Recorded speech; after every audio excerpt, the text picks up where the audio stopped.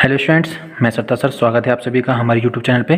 Students, आज के इस वीडियो में हम त्रैमासिक परीक्षा 2023-24 विषय गणित क्लास 10th यानी जो मध्य प्रदेश बोर्ड के कक्षा 10वीं के विद्यार्थी जो कि त्रैमासिक परीक्षा भी देकर आए हैं उनके लिए ये वीडियो लेकर आए हैं। तो स्टूडेंट्स, आज के इस वीडियो में हम जितने सही विकल्प हैं यानी 1 अंक वाले जो प्रश्न हैं, प्रश्न क्रमांक 1 से लेकर प्रश्न क्रमांक 5 तक, उसका हम आपको आंसर प्रोवाइड कराने वाले हैं। तो सभी विद्यार्थी इस वीडियो के माध्यम से अपने आंसर मिला लीजिए कि उन्होंने कितने आंसर सही किए हैं और कितना आंसर गलत किए हैं। और अगले वीडियो में हम इसका एक्सप्लेनेशन भी दे देंगे कि इसका आंसर किस तरीके से आया है। अभी इस वीडियो में हम केवल आंसर बताने का काम कर रहे हैं ताकि आप आसानी से मिला लीजिए कि आपने कितने गलत और कितने सही किए हैं। चलिए वीडियो शुरू करते हैं। स्टूडेंट, जैसे कि प्रश्न क्रमांक 1 है, सही विकल्प चुनकर लिखिए। पहला प्रश्न है कि यदि द्विघात बहुपद 2x² - 8x + 6 के शून्यक अल्फा और बीटा है तो अल्फा प्लस बीटा का मान होगा। तो अल्फा प्लस बीटा का मान होगा 4, सी नंबर का। 14 और 16 का HCF होगा। तो इसका सही आंसर है C 2। यदि द्विघात समीकरण ax² + bx + c = 0 के मूल समान हो तो समीकरण के विविक्तकर का मान होगा। तो इसमें विविक्तकर का मान होता है 0 यानी a1/a2 = b1/b2 is not equal to c1/c2। तो रैखिक समीकरण युग्म का हल जो है वो कोई हल नहीं होता। ठीक है। यदि किसी त्रिभुज ABC में DE समानांतर AB में CD का मान, EC का मान और BE का मान दिया गया है तो इसमें हमको DA का मान बताना है। तो इसका सही आंसर है 4.5। इसके बाद है अगला प्रश्न है कि AP दिया है 13, 10, 60 का 30वां पद होगा। इसका सही आंसर है -74। अगला प्रश्न है कि द्विघात समीकरण प्रश्न क्रमांक 2, रिक्त स्थान की पूर्ति कीजिए। चलिए, पहला प्रश्न है रिक्त स्थान में कि द्विघात बहुपद में शून्यकों की अधिकतम संख्या। तो इसका सही आंसर है 2। एक समीकरण Px = 0 है जहां Px की घात 2 है तो बहुपद कौन सा समीकरण कहलाएगा? तो वो द्विघात समीकरण कहलाएगा। इसका सही आंसर समरूप त्रिभुज के संगत कोण जो हैं वो बराबर होते हैं। 4 कर्णी 3 एक खालिस्तान संख्या है तो ये अपरिमेय संख्या है। समीकरण दिया है यहाँ पर k का मान, तो यहाँ पर k का मान 5। ठीक है। यदि ABC समांतर श्रेणी है तब B को A और C का क्या कहते हैं? समांतर माध्य। यहाँ मैंने जो टिक लगाया है वो आपको खालिस्तान में भर लेना है विद्यार्थियों। चलिए, तो प्रश्न क्रमांक 2 का भी सॉल्यूशन मैंने बता दिया है, आपको आंसर बता दिए। अब सत्य सत्य देख लेते हैं। प्रश्न क्रमांक 3 सत्य सत्य। पहला है ax + b = 0 एक द्विघात समीकरण है तो ये असत्य है।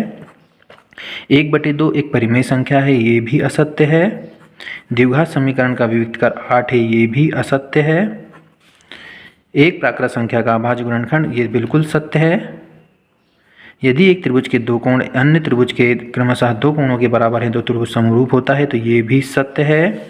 एक बहुपद Px के शून्यक उन बिंदुओं के x निर्देशांक होते हैं तो ये भी क्या कहलाएगा? सत्य कहलाएगा। ठीक है, यानी ऊपर के 3 असत्य और नीचे के 3 सत्य। ठीक है। अब प्रश्न क्रमांक 4 है हमारे पास, सही जोड़ी मिलाइए। पहला है सभी वर्ग होते हैं। सभी वर्ग कैसे होते हैं? तो समरूप होते हैं। तो इसको अपन इस तरीके से मिला सकते हैं कि ये क्या है? समरूप होते हैं, पहला नंबर। इसके बाद है समांतर श्रेणी का nवां पद। तो समांतर श्रेणी का जो nवां पद होता है उसका फॉर्मूला होता है an = a + n - 1 × d। ये दूसरे का आंसर होगा।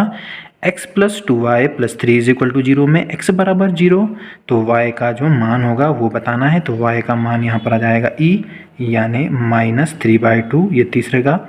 द्विघात समीकरण x² - 1 = 0 के मूल होंगे 1 - 1 यानी f, ये चौथा होगा। रैखिक बहुपद की घात 1 होती है यानी d, ये पांचवा।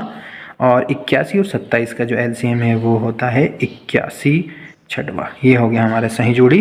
इसी तरीके से स्टूडेंट्स, आइए अब हम एक शब्द या एक वाक्य में उत्तर देख लेते हैं। संख्या 5005 के अभाज्य गुणनखंड। तो इसके अभाज्य गुणनखंड आप जब करेंगे तो 5 1001 आ जाएगा।